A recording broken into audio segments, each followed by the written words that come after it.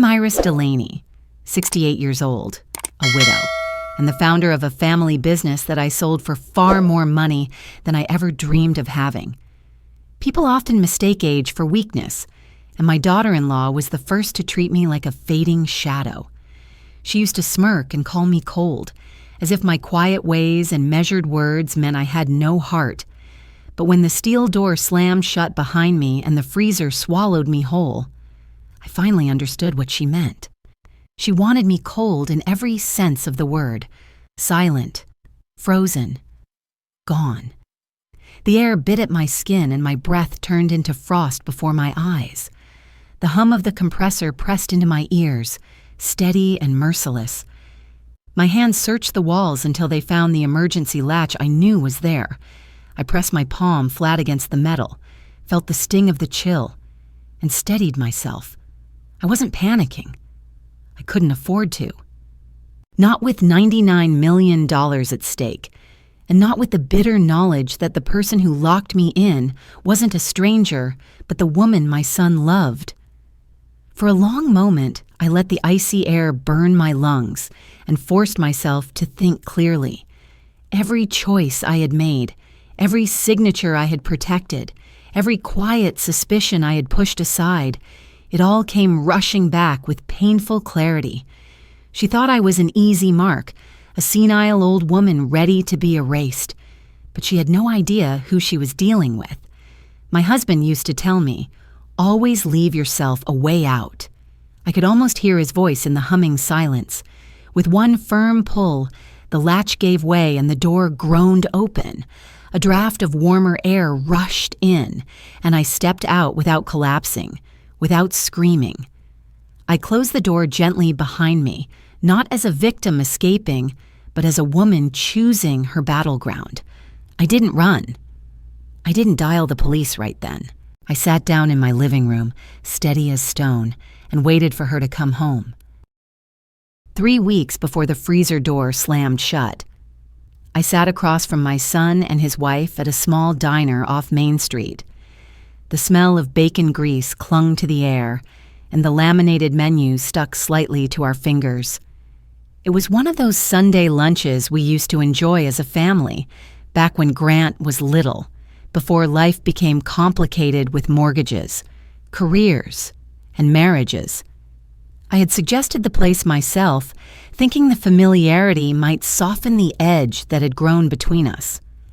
Grant smiled as he told me about his students and the upcoming debate competition at the high school where he worked. His voice carried the warmth I remembered from his boyhood, but there was a hesitation in his eyes whenever Sloane shifted in her seat. She leaned close to him, whispering small corrections to his stories, as though she owned not only his present but his past as well. I noticed it, even if he tried to hide it. When the check came, I reached for my purse out of habit, before I could even pull out my wallet. Sloane's manicured hand darted forward. "Let me take it, Iris," she said smoothly. "We'll put it on your card, rack up some points for you." She snatched the leather folder from the waitress with a bright, practiced smile. I watched carefully. My card disappeared into her wallet, and when the receipt came back, she signed with a flourish that wasn't mine. The waitress, Tina, paused awkwardly and glanced at me, but Sloane laughed and tucked the slip away. "The machine's been acting up. No need to bother Iris with extra paper." Grant didn't notice, or maybe he chose not to. I forced a smile and stirred my coffee. The bitterness of it matched the taste in my mouth. Back at home later that evening, I found my pillbox rearranged. The compartments I always filled by color and day had been shuffled, the labels switched around. For a moment I doubted myself. Had I grown careless? But no, my mind was sharp. Someone wanted me to question it. Someone wanted me to believe I was losing grip. That night, as I lay awake, the house creaking with the winter wind, I remembered the look in Sloane's eyes at the diner. It wasn't affection for my son, nor respect for me. It was calculation, the quiet arithmetic of someone who saw life in dollar signs. and I began to wonder if the woman sitting across from me, smiling so sweetly, was already plotting the day she would erase me from the picture entirely. 10 days before the freezer. A heavy envelope arrived in my mailbox with the logo of a life insurance company stamped in the corner. At first glance, it looked routine, just another piece of mail, but inside was a policy I had never requested. $5 million, with my son listed as the primary beneficiary and Sloan quietly written in as the contingent. My heart stuttered as I traced her name. Grant would have no reason to arrange such a thing, not without talking to me. The only hands pushing papers like these belonged to his wife. That evening, over dinner, Sloan brought up my medical future as if it were casual conversation. "It would really help, Iris, if we had your healthcare directives updated," she said, her tone syrupy but her eyes sharp. "These online notaries make it so simple now. You don't even have to leave the house." She slid a tablet toward me, the screen glowing with forms already filled in, waiting for my signature. I held the device, letting my fingers hover over the digital pen. The words blurred, not from poor eyesight, but from the flood of realization. She wanted me to click once and hand her the keys to everything my husband and I had built. Instead, I set the tablet down and smiled gently. "I prefer signing in ink, old-fashioned. I know. I'll take this to Marjorie's office tomorrow. She's handled our papers for years." For a split second, the muscles in Sloane's face betrayed her. She recovered quickly, laughing it off, but the chill that swept over me confirmed what I already suspected. Later that night, I checked my email. A notification from the notary platform blinked at me, confirmation of a session I had never joined, recorded at 11:30 p.m., from an IP address not my own. She had used a stolen photo of my ID, no doubt snapped without my knowledge, to impersonate me. I called Marjorie, my attorney, the next morning. Together, we set up alerts with the bank, flagged my accounts with "do not honor instructions," and created extra verification layers that no forged signature could bypass. As I hung up the phone, I stood by the window and watched the bare branches clawing against the gray sky. My pulse steadied. She thought she had me cornered, but I wasn't about to surrender my life with the click of a button. The game had shifted. I was no longer just the wary mother-in-law. I had become the opponent she didn't know she had to fear. 3 days before the freezer, another letter slid through the slot in my front door. This one carried the same logo, bold and smug, from the insurance company. My hands trembled slightly as I tore it open. Inside was confirmation of the policy I had already questioned, now marked pending approval. The ink seemed to sneer at me. Someone had gone to great lengths to make my own death look profitable. I sat at the kitchen table, the late afternoon light spilling across the wood, and traced the neat lines of type with my finger. My son's name was there, but it felt like a mask she had put on him. Sloane's name, listed as the backup beneficiary, was the truth hiding in plain sight. I whispered her name out loud and felt the betrayal crack through me like thin ice giving way underfoot. That evening, I decided to visit the carriage house. It stood at the back of the property, a relic from the early days of our food company when we stored samples and supplies. Inside, the walk-in freezer still hummed faithfully, a cold chamber lined with metal shelves. I stepped inside, letting the blast of air sting my cheeks, and pulled the heavy door closed behind me to test it. At once, the familiar chill settled over me, and I reached instinctively for the emergency latch. My fingers found it easily. It worked smoothly, just as my late husband had insisted when we installed it decades ago. "Never build a trap without an exit," he used to say, half in jest, but always with a serious glint in his eye. I ran my hand over the latch and thought of him, the way he always believed in preparing for the worst while hoping for the best.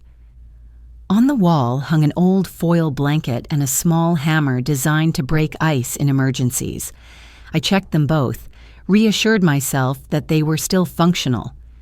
A strange calm came over me. The freezer was supposed to be a place of preservation, not death, yet in the wrong hands, it could become a coffin. I walked back to the house as the sky darkened, clutching the insurance letter. My mind no longer questioned whether Sloane had a plan. The question was when she would act. As the first stars blinked above the ridge, I felt certain the countdown had already begun. The morning of the day it all came to a head began deceptively ordinary. Sunlight spilled through the kitchen window, catching on the steam from the kettle as I poured myself a cup of tea. Sloane had already arrived, her heels clicking against the hardwood like the ticking of a clock. She carried a tray of muffins, too sweet, too perfect, as if she had baked them with guilt hidden in the flour. "Coffee for you, Iris?" she asked, lifting the pot with a practiced smile. "No, thank you," I replied, lifting my teacup. I had learned long ago not to drink anything she poured. Her smile faltered for a split second before settling back into place. Grant had left early for a school event, and for the first time in weeks, the house felt strangely quiet. Sloane suggested we walk out to the carriage house to check the freezer. "The food bank is picking up supplies next week," she said casually. "We should make sure everything's in order." I followed, the gravel crunching under our shoes, the air crisp with the bite of late winter. My pulse quickened as we reached the carriage house. She opened the door with an almost theatrical flourish, as if she were leading me onto a stage. "Would you step in and check the thermometer?" she asked. I did. The moment I crossed the threshold, the door slammed behind me with a metallic finality that echoed through my bones. The darkness swallowed me as the cold punched against my skin. My breath plumed out in desperate clouds. For a heartbeat, panic clawed at me. I pressed both palms against the door, but it held firm. Then instinct took over. I forced myself to breathe slowly, to remember what my husband had always said about leaving a way out. My fingers searched the wall until they brushed the emergency latch. Relief sparked in my chest. She hadn't even bothered to disable it. She assumed I would crumble, assumed I would freeze before I ever thought to fight. I pulled the latch but didn't rush outside. Instead, I scanned the shelves, noticing a folder she had left tucked behind a stack of boxes, papers marked with my name, drafts of forged documents, even a copy of the insurance application. My hands trembled as I stuffed them under my coat. I opened the door, the hinges groaning, and stepped into the waning light. The air outside felt thick and warm compared to the freezer's cruel bite. I closed the door gently, making sure it looked untouched. Then I walked back to the house, every step measured, my resolve hardening with each crunch of gravel. I didn't dial the police yet, not fully. I called the dispatcher, explained what had happened, and asked them to hold officers nearby until I gave the signal. If Sloane wanted to end me in silence, then she deserved the shock of seeing me waiting, alive, when she returned. By the time dusk settled over the house, the air carried that tense stillness that always comes before a storm. I had changed into a simple sweater and slacks, nothing dramatic, nothing that would give away the weight of the papers hidden beneath the cushion beside me. The living room glowed with lamplight, calm and ordinary, yet my pulse thudded against my ribs like a warning drum. At 6 o'clock sharp, the front door opened and Grant stepped in, his shoulders sagging with the exhaustion of a long day at school. He looked at me with mild surprise, as though he half expected I'd be gone, or worse. "Mom, you're here," he said, setting down his briefcase. "I am," I answered evenly, patting the sofa. "Sit with me for a moment." Grant. There's something you need to hear." He lowered himself onto the cushion, his brow furrowed, confusion spreading over his face as I placed the recorder on the coffee table. I pressed play. The dispatcher's voice crackled, my own steady account of being locked in the freezer filling the room. His eyes widened, his knuckles whitening as he gripped his knees. Before he could speak, the door swung open again. Sloane breezed in, her scarf fluttering as if she'd come home from a shopping trip instead of leaving her mother-in-law to freeze. She stopped dead when she saw me sitting there, alive, eyes fixed on her.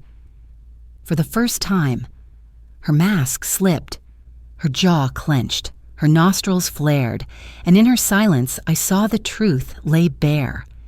I slid the folder across the table. "Recognize these." My voice was calm, deliberate. Grant snatched up the pages, scanning the forged signatures, the altered medical notes, the insurance policy with his name scrawled across it like bait. His breath hitched. "Sloane, what is this?" She tried to laugh, a brittle, sharp sound. "She's manipulating you, Grant. She's old, confused, paranoid." But I cut her off, my voice steady as steel. "Then explain the notary log from your laptop. Explain the diner receipt you signed in my name. Explain the footage from the Ring camera that shows you leaving the carriage house at 4:08 this afternoon." Grant's face drained of color. He looked at her, as if seeing her for the first time. You locked my mother in that freezer." His voice broke on the word. Her composure shattered. "She was in the way," she screamed, her hands shaking. "You don't understand. Without her, we could have had everything." I watched my son's heart split in front of me, but I also saw clarity flood into his eyes. He pulled out his phone, dialed on speaker, and said, voice trembling but firm, "This is Grant Delaney. We have evidence of attempted murder. Send the officers in now." At that moment, red and blue lights flared outside the window, and the sound of boots pounded up the porch. Sloane's last chance at pretense dissolved as the police stormed in, handcuffs ready. The days after Sloane's arrest passed in a blur of statements, interviews, and court filings. Police detectives came to my home, photographing the folder of documents I had pulled from the freezer. They traced every forged signature back to her laptop, the metadata stamped with her IP address and midnight time codes. The notary company produced a video recording of her online session, her face hidden in shadow, but my stolen driver's license held up to the camera like some grotesque mask. The bank investigator confirmed her attempts to move funds using a falsified power of attorney. Even my pharmacist stepped forward, explaining how my prescriptions had been tampered with. Every piece of her scheme fit neatly into place, and suddenly the picture was undeniable. Grant stood by me through every step. He looked older somehow, his shoulders heavier, his voice quieter. The guilt weighed on him, but I reminded him it wasn't his to carry. He'd been deceived, just like me. What mattered now was that he finally saw clearly. I watched him sit across from the detectives, answering questions firmly, no longer shielding the woman who had tried to destroy us both. A grand jury convened within the week, returning an indictment on charges that sounded like a catalog of betrayal: attempted murder, insurance fraud, identity theft, elder abuse. The trial date was set, and the months that followed felt long and grueling. Yet when the day finally came, I walked into the courthouse with my head high, my son at my side. Sloane sat at the defense table, her hair pulled back tight, her smile brittle and hollow. She barely looked at us. Her attorney tried to paint me as unstable, senile, a lonely widow clinging to wild accusations. But when the jury watched the notary video, when they heard my calm voice on the 911 call, when they saw the Ring footage of her leaving the carriage house at 4:08, their faces told the truth. Every time her lawyer tried to twist the story, another piece of evidence pushed back. I testified. my voice steady though my hands trembled at the edges of the podium. I told the jury what it felt like to hear that freezer door slam shut, to breathe in the icy air and know my daughter-in-law wanted me gone. When I finished, the silence in the room was louder than any applause. The verdict came swiftly. Guilty on all counts. The judge's voice was measured as he sentenced her to decades in prison, but the sound of the gavel striking still rang like thunder in my chest. She didn't cry, didn't plead. She just stared at me with those glacial eyes, as though I had stolen something from her. I met her gaze without fear. For the first time in months, I felt the cold leave my bones. The freezer had not been my tomb. It had been my crucible, and from it I had walked out alive, carrying justice in my hands. After the trial ended and the headlines faded, the house grew quiet again. The silence was different this time. It wasn't heavy with suspicion or dread. It was steady, calm, almost tender. Grant came by more often, sometimes with takeout cartons from the same diner where I had first seen the cracks in Sloane's mask. We'd sit at the table, Tina the waitress still waving from across the counter when we picked up our food, and for the first time in months, we were able to laugh. The guilt lingered in Grant's eyes, but little by little, it loosened its hold. One evening, as we walked through the yard toward the carriage house, he paused. The building stood quiet, its freezer door shut, the hum inside faint but constant. He touched my arm. I should have seen it sooner. "Mom," he whispered, "I should have protected you." I took his hand. "You're protecting me now. That's what matters. And you've learned?" "We both have." His eyes softened, and for the first time I saw my son not as a boy caught in someone else's snare, but as a man stepping out of it. With Marjorie's help, I established a small foundation in my husband's name. We set aside part of the trust to educate families about elder abuse and financial manipulation. We donated Ring cameras and smart pill dispensers to senior centers, tools that might give others the chance to see the warning signs I had nearly ignored. Every time a thank you letter arrived, I felt a warmth deeper than any amount of money could buy. Life didn't snap back to what it had been. Scars don't vanish, and betrayals don't simply dissolve. But healing crept in quietly, like spring thawing a long winter. I planted new rose bushes by the porch, watched the blossoms climb toward the sun, and let myself believe that beauty could return after even the coldest season. Sometimes, when I sit alone in the evening light, I hear my husband's voice again. Always leave yourself a way out. He was right, of course. But I've learned something else. Sometimes the way out is also the way forward.